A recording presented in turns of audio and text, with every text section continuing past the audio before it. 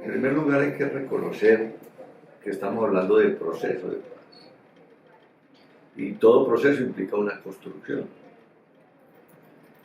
Entonces, apenas estamos iniciando, estamos todavía muy tempranos en el desarrollo de ese proceso, sobre el cual se crearon muchas expectativas desde el punto de vista, yo lo diría más general, más global, en términos de que, firmados los acuerdos de paz, para muchos, como que había una nueva Colombia. Y no entendían muchos que efectivamente esto se le había puesto temporalidades, etapas, y que el proceso apenas comenzaba. Y es un proceso muy complejo porque tiene todas las dimensiones que los procesos de transformación social implican: dimensiones culturales, dimensiones políticas, dimensiones económicas, dimensiones legislativas, dimensiones por el lado de la justicia, demasiadas dimensiones al mismo tiempo. Y eso hace que en la medida en que no hay como una organización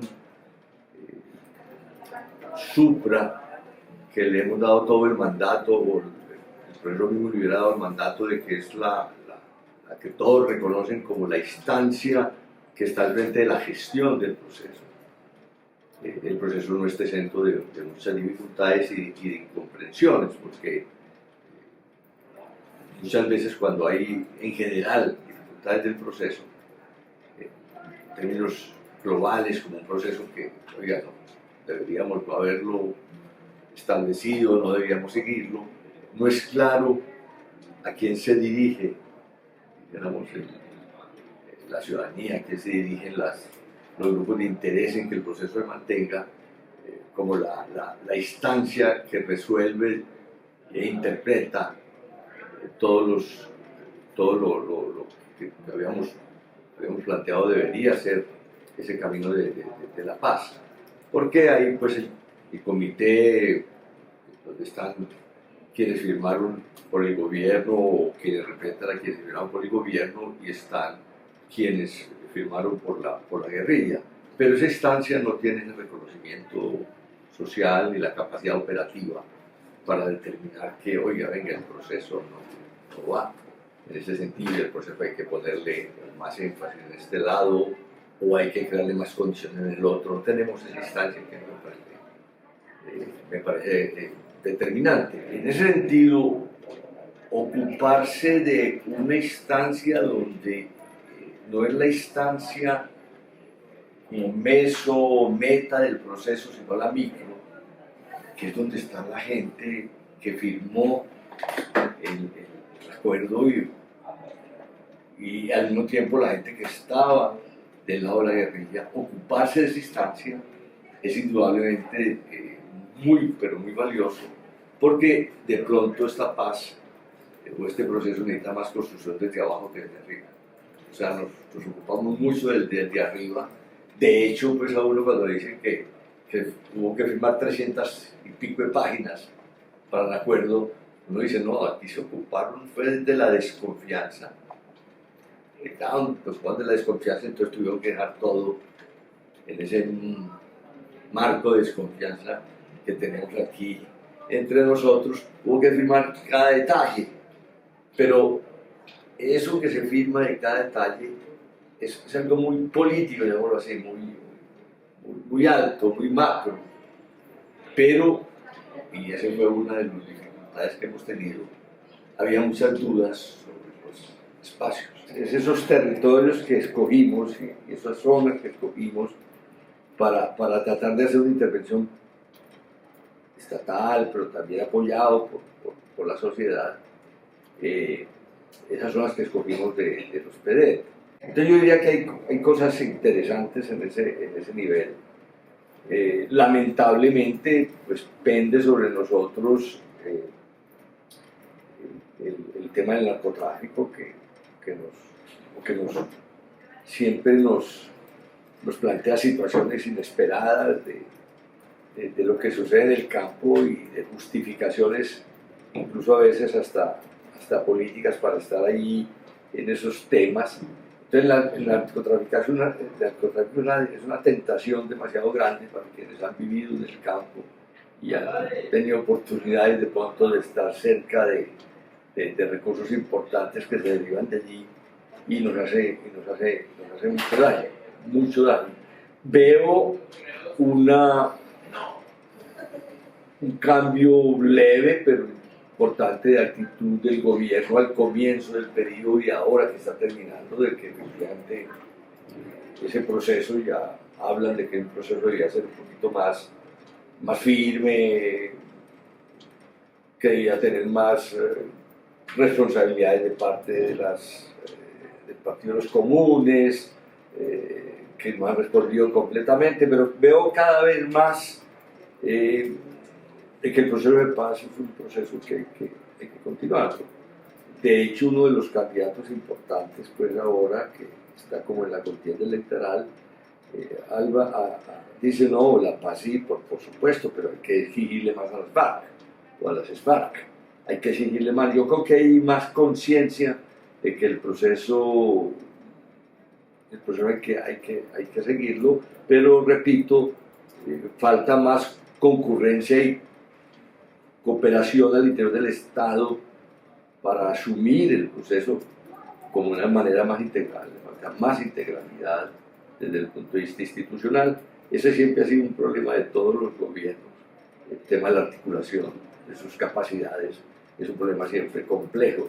En los gobiernos falta más articulación, falta más desarrollo integral, interinstitucionalidad, pero sobre todo en los PEDET, como hechos ciertos de transformación, de condiciones objetivas, me parece que hay cosas que hay que destacar.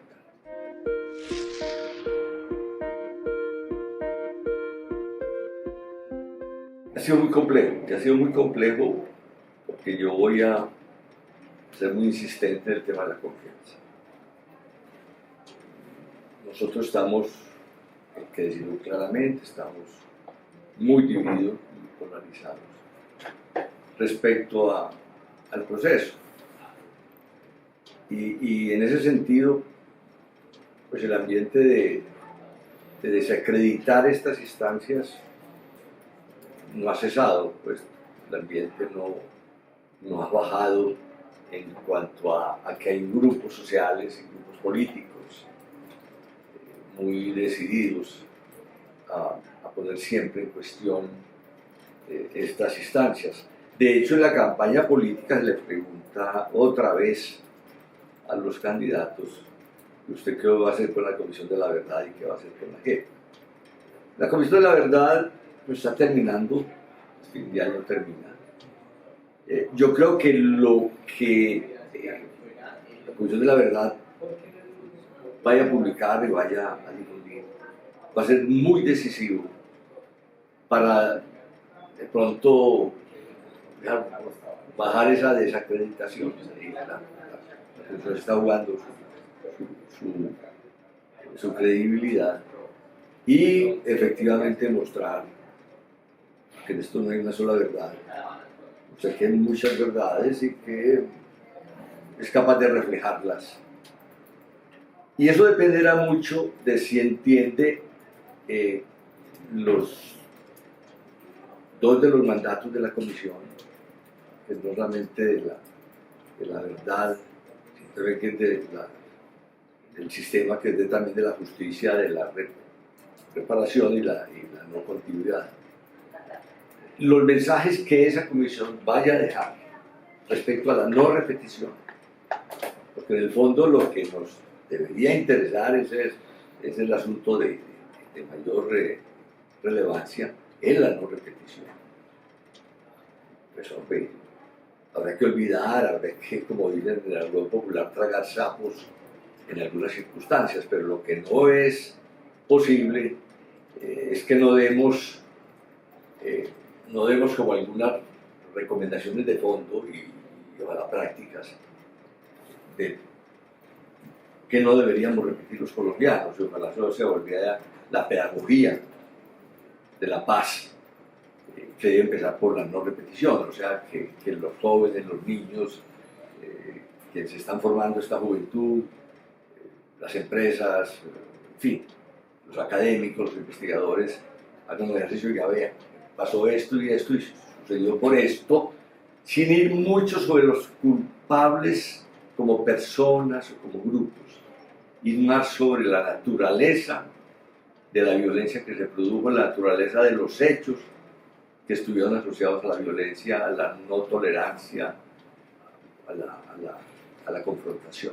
Entonces, para mí, la Comisión de la Verdad ya está, debe publicar al final del año ya sus recomendaciones, va a estar muy dependiendo esa comisión, se la va a jugar en los mensajes que deje pertinente a los colombianos. Y eso le debe ayudar mucho a la JEP. O sea, en la medida en que la Comisión de la Verdad tenga esa perspectiva de que lo más importante es la pedagogía con relación a la no repetición, eso le va a ayudar mucho a la JEP. Porque obviamente la JEP, que va a tener muchos años más, pues tiene un trabajo mucho más complejo en términos de sensibilidades políticas, sensibilidades grupales, personales, que es el tema de aplicar la justicia. La Comisión de la Verdad no aplica justicia, la Comisión de la Verdad pues, se ocupa de otras instancias. Entonces le podemos ayudar mucho a la JEP. La JEP hasta ahora, yo diría, ha venido bajando las expectativas respecto a que era un mecanismo de poco cooptado por las personas más cercanas, digamos, al movimiento insurrección o al movimiento guerrillero. Y yo creo que ha venido como comportándose más como una instancia de justicia. Ha venido rechazando cosas que no son, ha venido llamando la atención sobre temas. Y otra vez, la confianza se gana es con la fluida comunicación, con la claridad. Otra vez, el primer macroclaso que vaya a cerrar va a ser también una indicación de si efectivamente se hace más respetable y tiene más argumentos para que no sea simplemente atacada porque a uno no le gusta, sino que los hechos van a demostrar que la JEP puede o no ganar mucho más en confianza y credibilidad, y va a depender, repito, de cómo se define el primer macro caso, o sea, el primer macro juicio que está haciendo va a ser determinante para que también gane confianza. Pero tenemos todavía muchas brechas de confianza, no personales, no de mi parte, sino de muchas, en este grado de polarización de muchas instancias de la sociedad colombiana. Es que desde aquí promovimos mucho la creación de un consejo empresarial con una paz sostenible y hubo una gran aceptación del empresariado, en términos de que el empresariado no podía ser simplemente alguien pasivo en este proceso, sino que podía aportar enormemente a las reflexiones sobre el proceso mismo,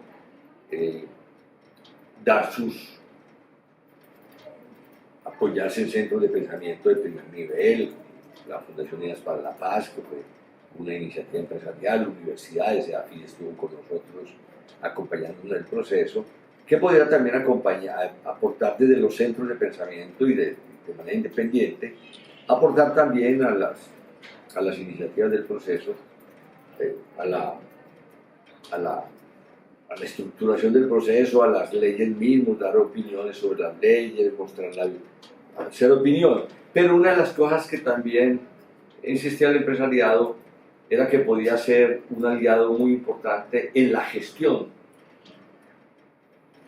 de los procesos ya de incidencia sobre las condiciones que generaron el conflicto.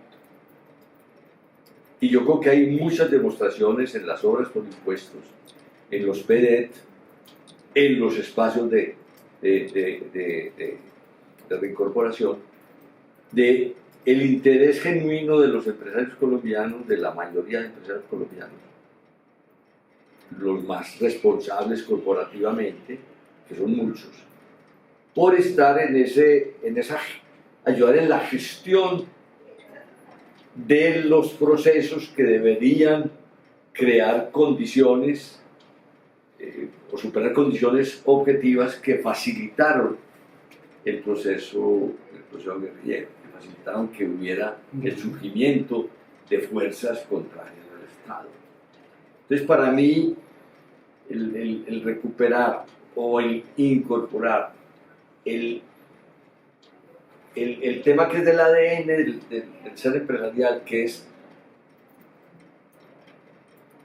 hacer rutas de transformación, gestionarlas, hacerle seguimiento, ver su impacto, me parece esencial. Y yo sigo pensando que ojalá haya más posibilidades de incorporar en la creación de condiciones y oportunidades favorables en las zonas y en los territorios que sufrieron más del conflicto o que se consideran son territorios donde podrían crearse nuevas condiciones de paz. Esa capacidad de gestión de las transformaciones, que es del ADN de los empresarios, debía ser más incorporado al proceso. Y digo que tuvo una frustración porque esa oferta se le hizo al gobierno actual, y el gobierno actual consideró que no, que era un asunto simplemente del gobierno mismo, y no era un asunto que podía haber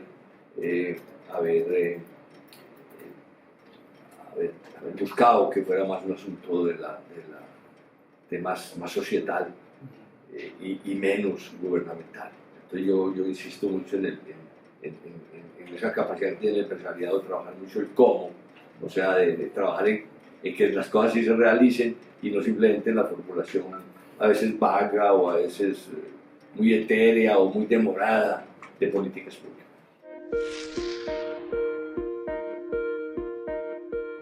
Entonces todavía como que el mundo rural lo vemos todavía con un conflicto, repito, por el narcotráfico mismo, por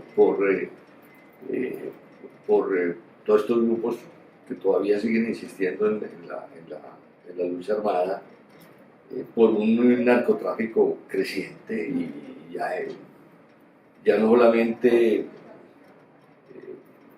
con un propietario pues colombiano, sino con propietarios internacionales. Se volvió una transnacional también aquí en el territorio. Era una transnacional en la distribución, pero ahora se volvió una transnacional en el territorio mismo con inversión de los amigos mexicanos.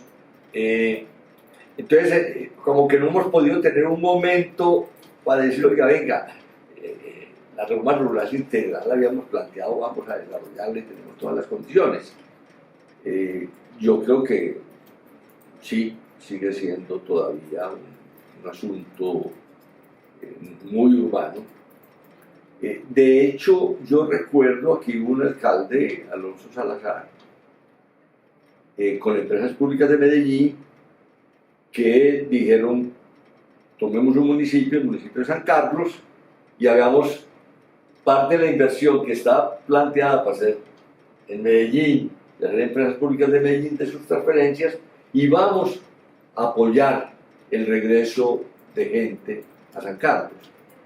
Entonces yo creo que nos está faltando que haya la posibilidad de tomar decisiones de ese tipo, de que uno diga, venga, hay que empezarlo a hacer como, no solamente como cultura política, sino como cultura tributaria de alguna manera, pues hombre, el 30% del recaudo se va al campo. No hemos tomado decisiones de esa naturaleza. Mientras no se tome decisiones de fondo, en términos de que efectivamente sabemos qué recursos hay para el desarrollo de ese compromiso, yo creo que con mucha razón la gente dice, no, pues invierten más y siguen invirtiendo más y más y más en la ciudad, que efectivamente en crear condiciones básicas en el campo, porque en la medida en que usted no tenga condiciones básicas de seguridad, de salud, de educación, pues va a ser muy difícil que usted se sienta que es partícipe de un proceso de transformación territorial. Y esas condiciones básicas siguen siendo muy precarias en muchas zonas del campo.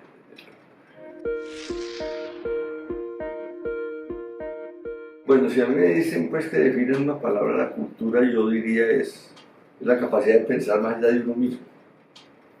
Eso es en el fondo de la cultura.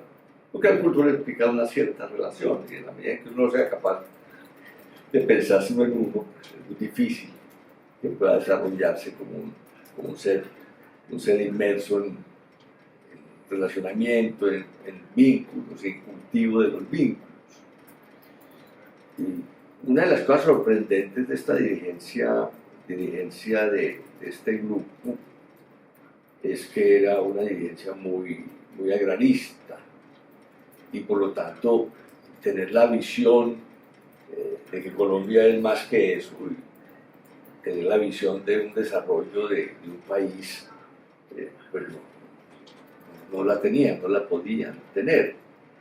Y lo digo porque cuando en las conversaciones de La Habana se iba a hablar fue un grupo de empresarios de aquí a hablar con ellos, la sorpresa era que no sabían que existían empresas que pagaban bien y que tenían trabajadores y que formaban gente y que hacían responsabilidad social corporativa. Tenían la idea de la empresa, digamos, criminal, la economía criminal en los territorios, que mucha gente asociada a hacer negocios en los territorios, negocios de expoliación en la minería, en otro tipo donde efectivamente el respeto por el trabajador pues no existe, el trabajo decente no existe.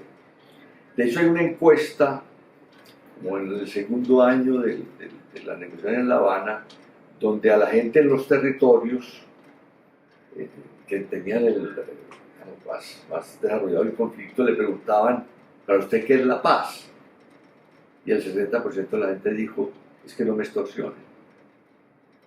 Entonces la idea un poco que ha estado en los dirigentes, de estos dirigentes, es una idea de aislamiento de la realidad empresarial, de la realidad del país, del desarrollo del país, de que el país no tenían esa idea.